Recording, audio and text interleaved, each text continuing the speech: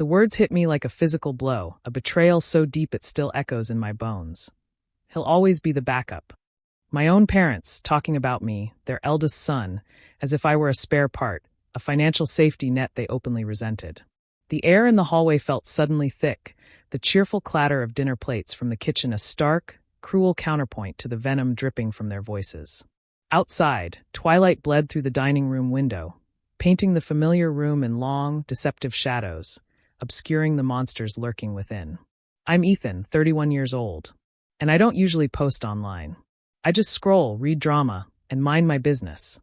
But things at home went so sideways, I honestly didn't know where else to drop this. You ever just sit back and realize your whole family treated you like a contingency plan they never even wanted? Yeah, that's basically how I grew up. I was the older brother. But somehow my younger brother, Owen, has always been the golden child. I mean, the kid could literally set the living room on fire, and my parents, Karen and Victor, would ask me why I left the matches out. It's been like that since we were kids. They used to call Owen, who's now 28, a little genius, just because he could plug in the DVD player on his own. Meanwhile, I was the one cooking boxed mac and cheese by age 9 while our parents were out doing God knows what. But none of that mattered to them. Owen had potential. I was just there. My mom, Karen, is that kind of woman who talks like everything's fine but drips venom in every sentence. She'd say things like, "Owen just needs more space to grow. And you're older, Ethan. You should understand better." Our dad, Victor, wasn't any better. He treated Owen like the second coming of Steve Jobs and looked at me like I was a broken tire jack. It got worse as we got older. When I turned 17, I got a job at a local repair shop, changing oil, replacing brakes, basic stuff. I was just trying to stack some money, maybe help out a little. And what do? Start charging me $400 a month in rent. That's right, 17. Still in high school, paying rent to live in a house I grew up in. Fast forward a year. Owen turns 16 and promptly crashes his car. Guess who pays to fix it? Not him, not Karen or Victor. Me. And they acted like it was normal. Like, well, you have a job, Ethan, and Owen's still trying to find himself. Find himself? My brother was literally skipping class to vape behind the school and cheat off his girlfriend's homework. And they wondered why I moved out as soon as I legally could. But here's the thing. No matter how bad it got, I still helped them. When Dad lost his job for the third time, which wasn't even a surprise at that point, I helped cover their electric bills. I sent money monthly when their mortgage started falling behind. I even bought Owen a used laptop when he said he needed it for a remote internship that turned out to be some MLM crypto scheme. I didn't do it because they deserved it. I did it for my mom, mostly. I kept thinking she'd change, that if I helped enough, they'd finally see I was worth something. But people like that don't change. They just see you as a faucet. And the second it stops dripping, they start screaming. My wife, Chloe, kept telling me it wasn't right. She's a third-grade teacher, the sweetest person I know. Tough when she needs to be, but always fair. Every time we'd visit my parents, Karen would hit her with one of those fake smile lines like, "So, are you still just teaching? Or must be nice to have summers off." Real condescending crap, but always said in that polite voice that makes it hard to call out without sounding crazy. Chloe never complained, though. She just took it from me. Then there's Max, our dog, a rescue. Big old mutt with one floppy ear and a crooked tail. He's basically my second kid. Been with us since before our daughter was born. That dog sat with me during late-night shifts, road trips, everything. And my parents hated him. They'd always say things like, "You care more about that animal than your own blood." Funny how the dog never asked me for rent money or called my wife useless. Now, here's where things went from just crappy family dynamics to straight-up betrayal. Last year, during some random family dinner, I went to the kitchen to grab water for Chloe and me. My daughter was in the living room with Max, watching cartoons. I wasn't even trying to eavesdrop or anything, but I stopped in the hallway when I heard my name. Dad, Victor, was saying, "He acts like he's some big man because he sends us a couple $100. Then Mom, Karen, added, "It's disgusting. He's a failure, and he doesn't even see it. If Owen had that kind of money, he'd use it properly." Then Owen, of course, had to throw in his 2 cents. Honestly, if he wasn't paying the bills, I wouldn't even bother talking to him. I stood there, staring at the hallway tiles like they were about to crack. I didn't move. I didn't say anything. I just listened. They went on for a while, too, about how they were just using me to stay afloat, and how I'd always be the backup. Word for word. Like I wasn't their son. Like I was just an ATM they could insult when the screen turned off. I walked back in, set the water down, and told Chloe we were leaving. She knew something was up. I didn't say anything until we got in the car. Max loaded up with our kid in the back seat. Then I told her everything. She didn't say, "I told you so." She just said, "Good. Now let's be done with them." And I was. No more money, no more calls. I blocked every one of them, even Owen. Changed my number. Told my job I wasn't available to do repairs on weekends anymore, so I could spend time with my actual family, the ones who mattered. Max got extra treats that night. The thing is, I thought cutting them off would make me feel guilty. But it didn't. It felt like standing up straight for the first time in years. Like finally letting someone else carry their own dead weight. But they didn't take it well. And they didn't go quietly either. So, after I cut them off, I figured that'd be the end of it. Like, all right, they'll be mad, talk trash for a while, then eventually move on. Wrong. Cutting off their free ride just lit a fuse I didn't even know existed. They didn't come back with apologies. They came back swinging. I started getting weird texts from numbers I didn't know. Stuff like, "Your mother's crying herself to sleep, and you abandoned your family for a dog." I blocked them one by one. Then came the Facebook messages from extended family. Aunt Brenda, Uncle Mark, even some cousin I hadn't talked to since we were 10. All saying stuff like, "You need to make things right," or "Your dad always tried his best. You're being selfish." All parroting the same thing, like they were reading from a group script. I found out later that my mom had been calling everyone in the family, telling them I'd lost it, and was having some kind of mental breakdown. She left out the part where they openly admitted to using me for years. But the biggest shift came when my grandpa Arthur's name started getting tossed around. My mom's dad wasn't rich, but he owned some land. Big, open property outside of town. Probably worth low six figures if sold. When I was a kid, he used to take me fishing there. He taught me how to change oil in his truck, how to patch drywall, even how to sharpen a mower blade. He was old school and quiet, but always respected people who worked hard and didn't complain. When I stopped talking to my parents, I still called Grandpa every couple weeks, just checking in, asking if he needed anything. He always said the same thing. "I'm proud of you, kid." He knew how my parents were. He'd seen it for years. He just never stepped in because, in his words, I wanted to see if they'd wake up on their own. Spoiler, they didn't. Anyway, one day he mentioned he was putting together a will. Nothing dramatic, just said he wanted to make sure everything went where it was supposed to. I didn't think much of it, honestly. I wasn't expecting anything. I figured he'd split it all evenly between his kids and grandkids, or maybe just sell the land and downsize. But a month later, things got weird. Owen, my lovely brother, who never lifted a finger unless it was for himself, started showing up at Grandpa's place. Like regularly. Bringing him groceries, fixing stuff around the house. I knew something was off immediately. Owen doesn't fix anything. The guy once called me because he didn't know how to restart the Wi-Fi router, but now he was playing Handyman of the Year. Turns out Owen found out about the will. My parents must have heard something and sent him in like a scout. Butter him up, get in his good graces, and maybe manipulate the will in their favor.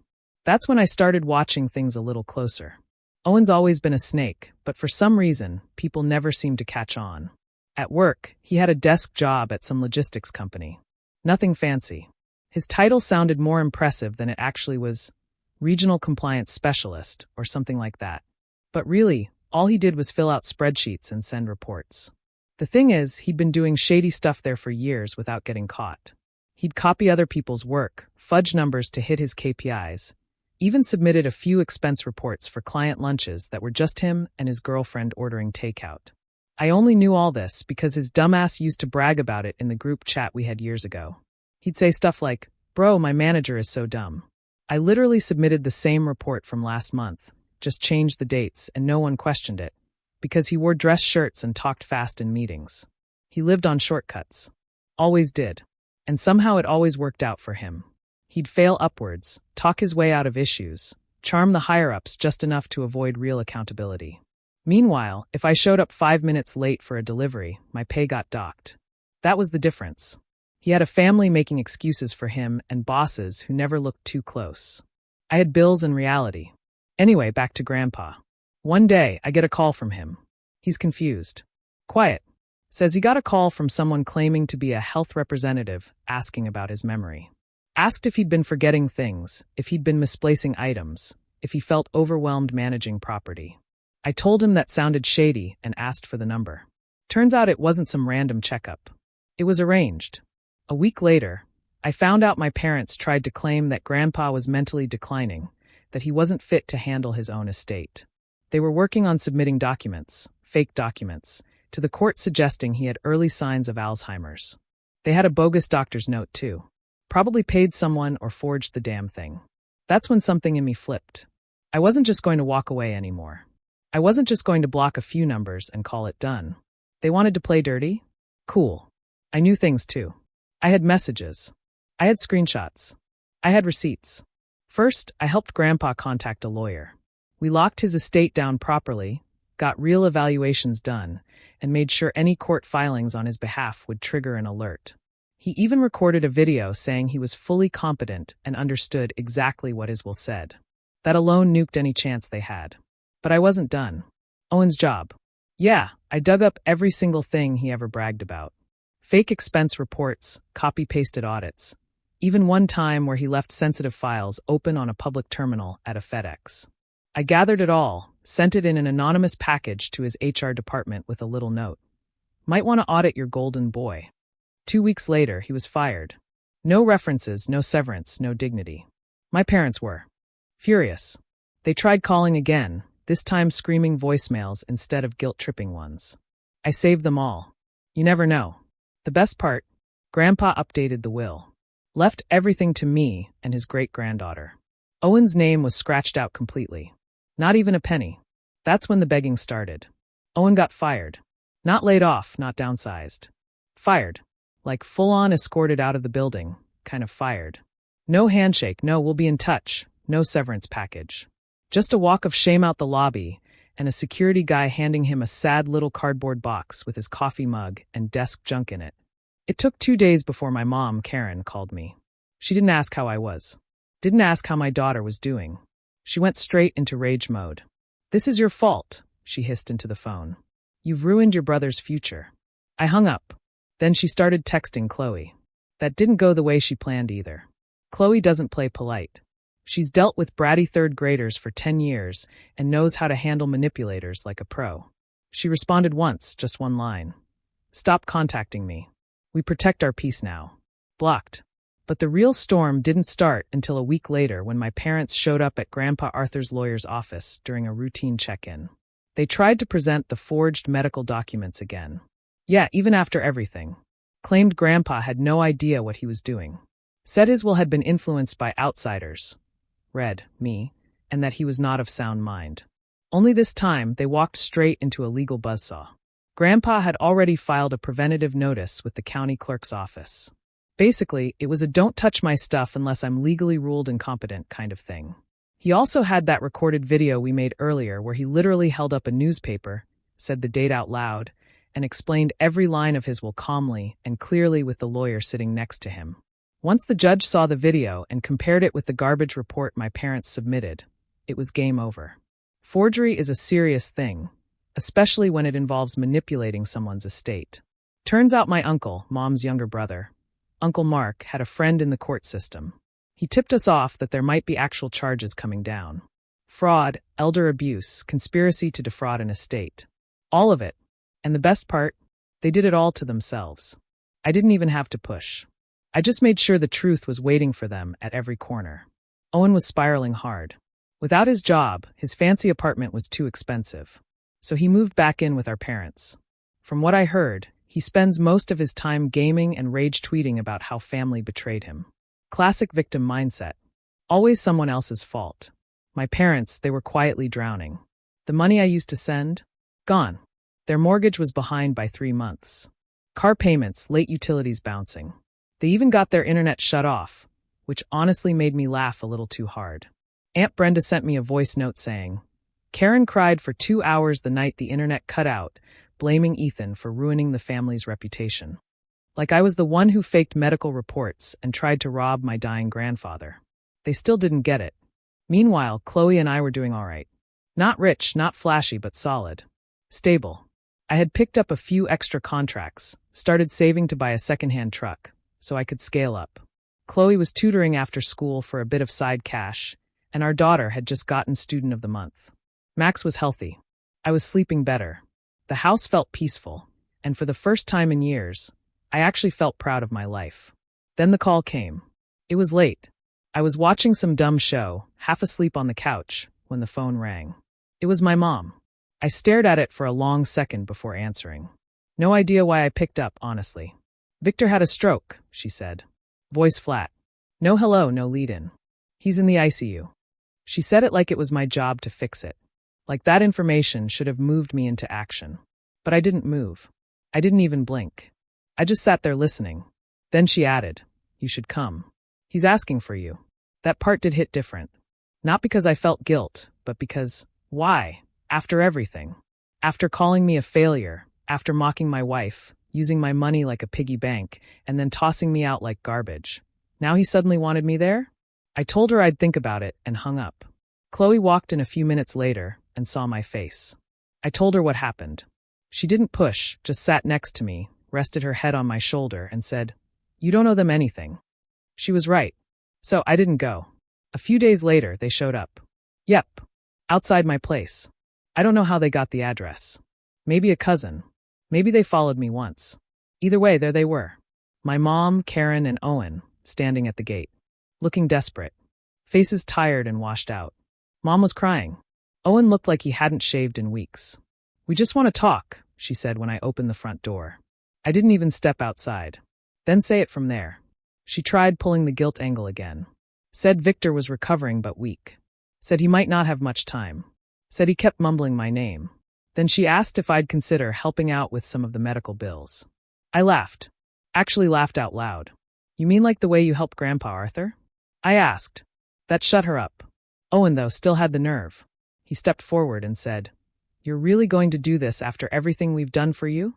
I swear to God, I almost lost it. But I didn't. I stayed calm, looked him dead in the eyes, and said, "You remember what you said that night at dinner? That you only tolerate me because I pay your bills? Good news, Owen. You don't have to tolerate me anymore." I closed the door in their faces. No yelling, no big dramatic speech, just silence.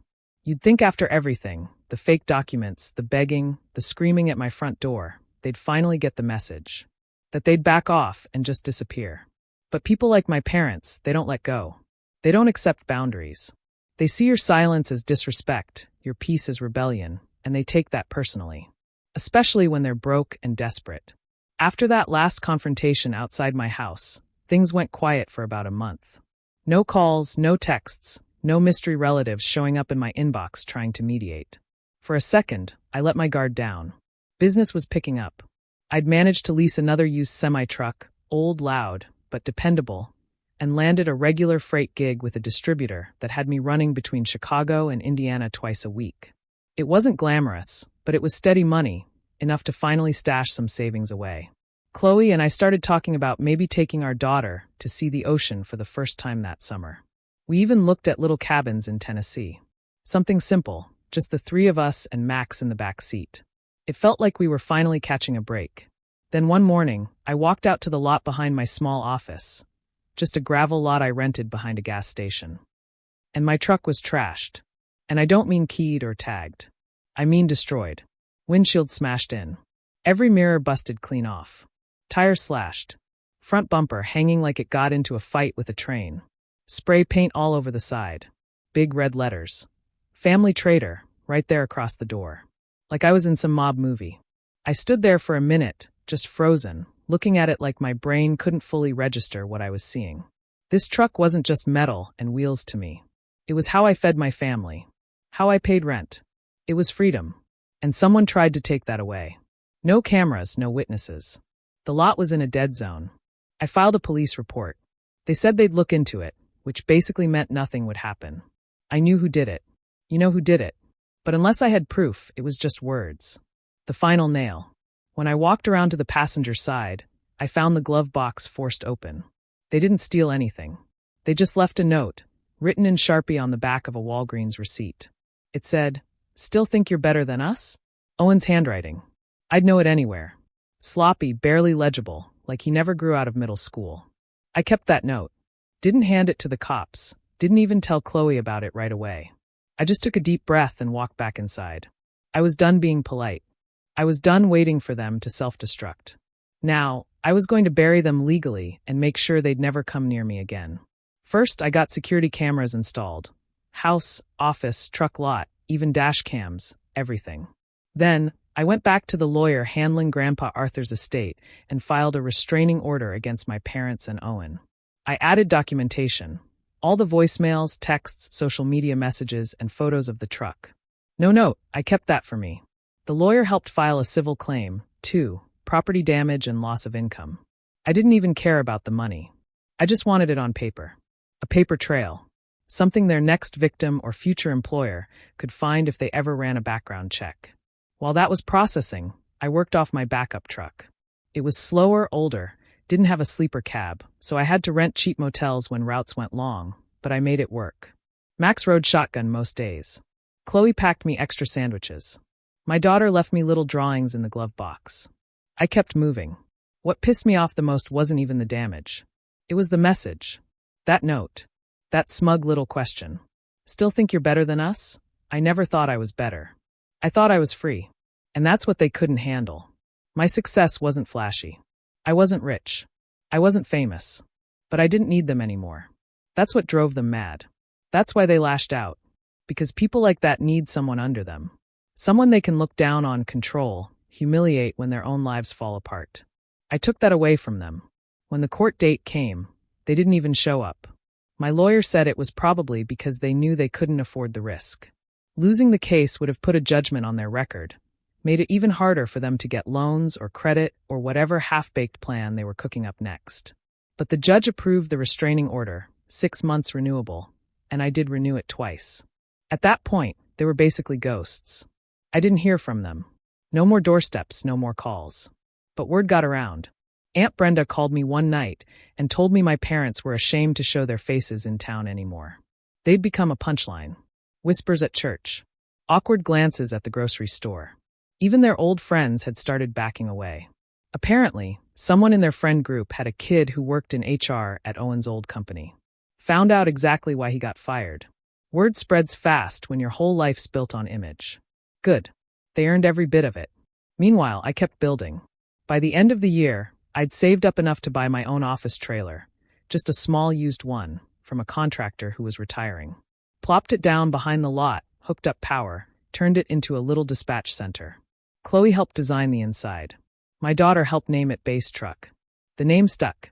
Max got a little bed in the corner. We hung up a whiteboard, some shelves, even got a mini fridge. It wasn't fancy, but it was ours. One night, as I was locking up, Chloe pulled into the lot with Olivia in the back seat. They'd brought takeout. We sat on the steps of the office trailer, eating fries, watching the sun go down. And I realized something. They hadn't just damaged a truck. They tried to destroy my life. But all they did was make me build a better one. A few months after the truck incident, things finally started feeling solid. I wasn't rich, but I was stable. The restraining order did its job. No more surprises, no more smashed windshields, just peace. Boring, quiet, reliable peace. The kind that doesn't sound like much until you've lived years without it. Then I got a call from Grandpa Arthur. He was calm, like always. Told me to stop by that weekend. Said he wanted to finalize everything with the lawyer and make it official. I already knew what he meant, but I didn't push. I'd learned with Grandpa. When he was ready to talk, he talked. So, I drove out Saturday morning. Chloe and our daughter came too. Grandpa always had a soft spot for my daughter. He'd saved every drawing she ever gave him, and he kept them framed in his hallway like they were rare museum pieces. She gave him a new one that day.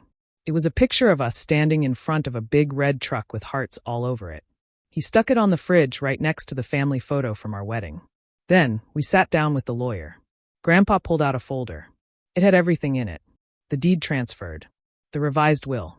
A letter to the court. Even a notarized statement explaining why he made the changes. He wasn't messing around. He said, "I've seen what entitlement looks like. I'm not letting it ruin this land." He gave half the remaining property to Uncle Ray, his only brother still alive, and the other half to me. No loopholes. No, unless he apologizes crap. No one else's name appeared anywhere in the documents. Then he handed me a second folder. Inside was a check. 6 figures. He said, "I sold the hunting cabin." Figured you'd put it to better use. I didn't even know what to say. That cabin had been in the family for decades. But he just looked at me and said that place held memories for people who stopped caring. It's time for it to hold value for someone who does. I didn't cry. I'm not a big crier. But something inside me cracked a little. The kind of crack that makes you feel seen, like someone finally acknowledged the years you spent holding everything together while being told you were nothing. That money didn't go towards some flashy car or a big house. I used it to lease 2 more trucks and bring on 3 full-time drivers. All guys like me. Overlooked, underpaid, treated like tools by their last company. I paid them fair. Gave them weekends off. Hell, even built a little break room in the corner of the new warehouse we rented. Nothing fancy, microwave, coffee pot, folding chairs, but it was ours. Business boomed. Word got around that we were reliable, fast, and honest. Soon we had contracts running up to Minnesota, down to Kentucky. It got to the point where I had to hire a dispatcher just to keep up with scheduling. And every time I pulled into the lot, saw the fleet, saw a base truck lit up at night, I'd think, this is what I built without them. And apparently that's what drove them insane, because somehow they found out. I don't know if it was a cousin stalking my LinkedIn or someone in town running their mouth, but it didn't take long before the messages started again. Must be nice with Grandpa's money. You're stealing what belongs to our family. Don't forget who raised you. Funny, I never forgot. I just stopped pretending they did a good job. The worst was when my mom tried to play the health card again.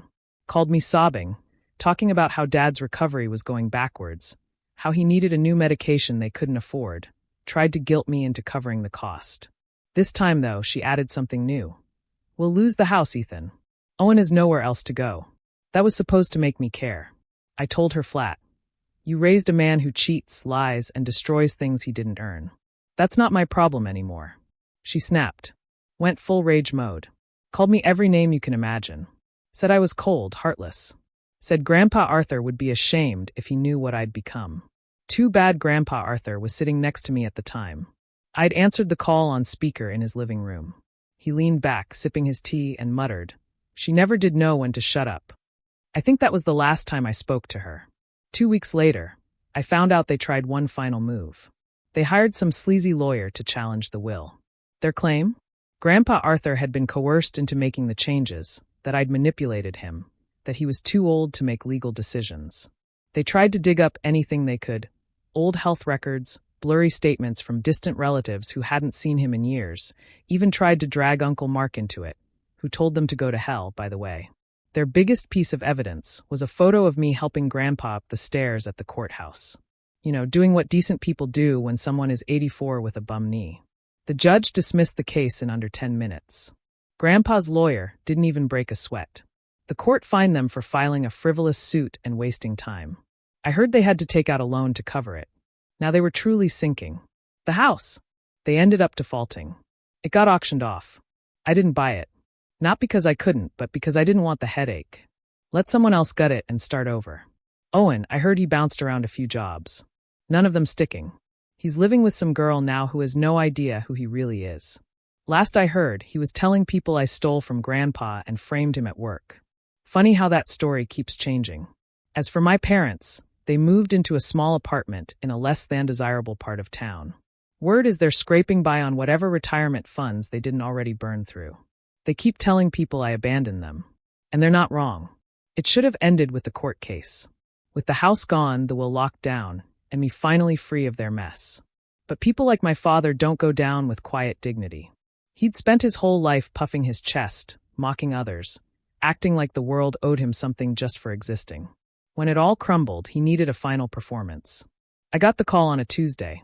It was Owen. First time I'd heard his voice in months. Dad had another stroke, he said. No hello. Just straight into it. It's worse this time. They don't know if he's going to make it. I didn't say anything. He kept going. He's asking for you, man. He keeps saying your name over and over. Just come see him. I waited for the rest. There's always more with him. He doesn't have anyone left. Just Mom and me. And she's not doing great either. Please, Ethan. He just wants to see his son. I almost laughed. He didn't want to see his son. He wanted to see his last shot at a payout. But I didn't say that. I just said, let me think about it, and hung up. I told Chloe later that night while we were making dinner. Our daughter was sitting at the table, drawing some picture of Max with a superhero cape on. It should have been a peaceful moment. Chloe looked at me and said, "You're not really thinking about going, are you?" "I don't know," I said. "I guess I just want to hear him say it. Admit what he did." She shook her head slowly. "He won't. And you know that." I did know, but some small, stupid part of me thought maybe, just maybe, he'd surprise me for once. I drove to the hospital the next day. Sat in the parking lot for 40 minutes. Never went in. Instead, I walked across the street to a gas station, bought a bottle of water, and just stood outside watching people go about their lives. Nurses grabbing snacks, a teenager pumping gas, an old guy walking his dog. Normal people. People not tangled up in years of fake love and backhanded compliments and lies that smell like cheap cologne and kitchen table guilt trips. Then I went home. 2 days later, they showed up again. No warning, no call, just like always. I opened the door and saw them. My mother, Karen, and Owen, both standing there like they were auditioning for some pity documentary. Mom's face was drawn out like she hadn't slept. Owen looked like someone trying way too hard to look broken. "You didn't come," she said, voice flat, cold. "No, I said I didn't." "He was crying for you," she said, putting a hand on her chest like that was supposed to mean something to me. I didn't flinch. "I cried too. Just didn't see you at my door back then." She swallowed hard. I could tell she had more loaded up. Some guilt trip, some Bible verse, maybe another round of "he's still your father." But Owen cut in first. "Look, we know things got messed up, but we're still family." I actually smiled at that. "You know what day it is today?" I asked. They looked confused. My mom tilted her head slightly. Owen glanced at his phone like it was some trick question. "Today is my birthday," I said. "December 23rd. You lived with me for 18 years, paid my rent with my own job, covered your bills, and neither of you know when I was born." That shut them up real quick. I stepped out, closed the door behind me, and leaned on the railing. I didn't need their permission or their acknowledgement. I had built a life on my own terms, with people who truly valued me. Their inability to see that was their burden, not mine. The silence that followed felt like a liberation. What would you have done in my shoes? Is there a point where family crosses a line you can never forgive? Share your thoughts in the comments below.